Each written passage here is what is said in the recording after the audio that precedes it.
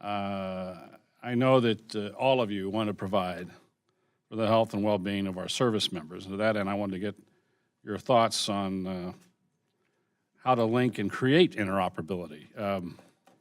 Obviously, we have a problem with medical records between the VA and the Department of Defense, but also we have interoperability problems between the DHA and the services, and perhaps one of the reasons is because we don't have a command. Right now, I suspect that you don't have a Defense Health Command. You don't have clarity of command. And it seems to me that that would be important, especially in a military setting. If something happens and that we don't want to have happen, and you need to move quickly, wouldn't it be better to have a command than it would be to have the type of situation that you're setting up at the present time? I don't know who's the right person to answer that question, but somebody, please. So, Congressman Calvert, I'll take the first stab. Actually, the NDAA of 19 has asked the department to ask that question exactly.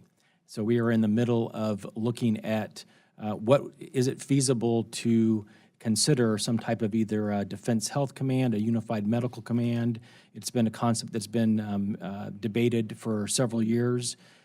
We are putting together 3 or 4 options for the department to consider, and then later this year we owe a report to Congress identifying those options, our assessment in terms of feasibility, and making those recommendations for not only the department but for Congress to consider.